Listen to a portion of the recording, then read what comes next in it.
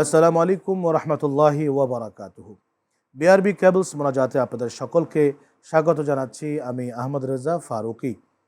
প্রত্যেক রমজানের ন্যায় আজকেও আমরা আপনাদেরকে সাথে করে নিয়ে মোনাজাত করব। তার আগে রব্বে করিম রাউফুর রাহিম এই পবিত্র রমজান মাস আমাদেরকে কেন দিলেন সে সম্পর্কে দু চারটি কথা না বললেই নয়। আমাদের ঈমান হচ্ছে এমন একটি জিনিস, আল্লাহ তাআলা পবিত্র কোরআনে পাকে ইরশাদ করেছেন, ইয়া আইয়ুহাল্লাযীনা আমানু লা তামুতুন্না ইল্লা ওয়া আনতুম মুসলিমুন।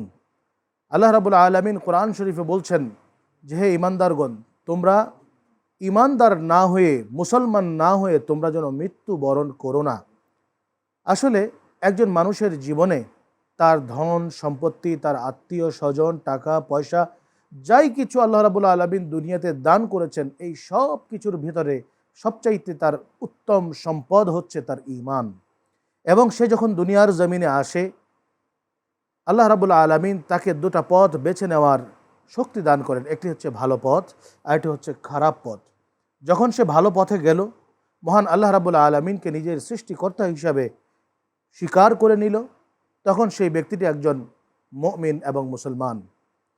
সেই সাথে সেই ব্যক্তিটি যদি আবার সেই ডান দিকের পথ ছেড়ে দিয়ে বাম দিকে চলে যায়, শয়তানের পথে চলে যায়, আল্লাহ রাব্বুল আলামিনকে ভুলে যায়, আল্লাহ রসুলকে ভুলে যায়, তখন সেই ব্যক্তিটি ঈমান থেকে খারেজ হয়ে যায় তথা বেঈমান হয়ে যায়। তো প্রত্যেকটি ব্যক্তির সবচাইতে মূলধন হচ্ছে তার ঈমান। রাসূল পাক সাল্লাল্লাহু আলাইহি ওয়াসাল্লাম হাদিস শরীফে ইরশাদ করেছেন যে মানুষের ঈমান কখনো বাড়ে কখনো কমে।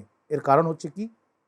কারণ হচ্ছে মানুষ যখন হিদায়াতের পথে আগুয়ান হয়, এগিয়ে যায়, তখন আল্লাহ রাব্বুল আলামিন তার ঈমানকে বৃদ্ধি করেন। যখন হিদায়াত থেকে আবার অন্ধকারের পথে, গোমরাহির পথের দিকে চলতে থাকে, তার ঈমানের লেভেলটা একদম কমে যায়।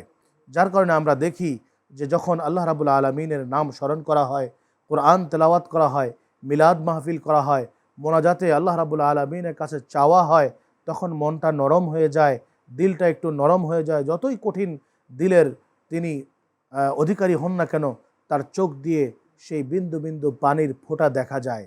তখন আল্লাহ রাব্বুল আলামিন সেই ব্যক্তির জন্য একটা সুসংবাদ দিয়েছেন। আর কি? যে আল্লাহ রাব্বুল আলামিনের কাছে কোনো ব্যক্তি যখন মোনাজাতে হাত তোলে, চোখ দিয়ে এক ফোঁটা পানি ঝরায় আল্লাহর ভয়ে, আল্লাহ রাব্বুল আলামিনকে ভয় করে, মোহাব্বত করে সে যখন কাঁদে, সে বিগত জীবনে যত গুনাহ করেছে, সগীরা গুনাহ করেছে, সমস্ত সগীরা গুনাহ আল্লাহ মাফ করে দিয়ে দেন। তবে কবিরা গুনাহগুলো মাফ করতে হলে অবশ্যই তওবা করতে হবে। তো চলুন আমরা ইফতারকে সামনে নিয়ে মহান আল্লাহ রাব্বুল আলামিনের দরবারে চোখের পানি ছেড়ে দিয়ে আমরা একটু মুনাজাত করি। আল্লাহুম্মা আমিন। রব্বানা আতিনা ফিদ দুনিয়া হাসানাতাও ওয়া ফিল আখিরাতি হাসানাতাও ওয়া কিনা আযাবান নার।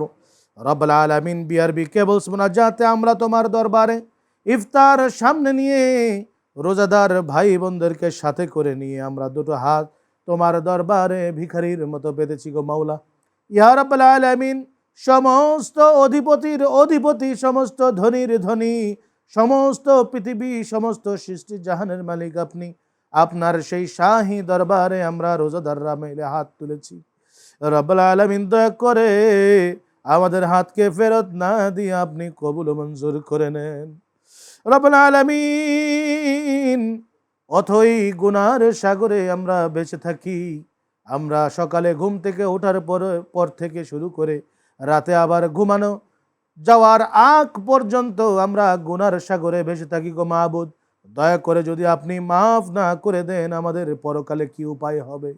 রব্বুল আলামিন, দয়া করে আমাদের প্রত্যেকের ঈমানকে আপনি মজবুত করে দেন, যাতে করে আমরা গুনার কাজে লিপ্ত না হয়ে আপনার বন্দেগীতে এই রমজান মাস সহ এবং এই রমজানের বাইরে প্রত্যেকটা মাসে নিজেদেরকে খাঁটি আবেদ হিসাবে প্রমাণ করতে পারি, সেই তৌফিক আপনি আমাদের সকলকে দান করে দেন। সর্বোপরি আল্লাহ, আমাদের প্রত্যেকের রোজাকে আপনি কবুল করে নেন। ওয়া সাল্লাল্লাহু তাআলা আলা খাইরি খালকিহি মুহাম্মাদিন ওয়া আলিহি ওয়া সাহবিহি আজমাইন বিহাক্কি লা ইলাহা ইল্লাল্লাহু মুহাম্মাদুর রাসূলুল্লাহ সাল্লাল্লাহু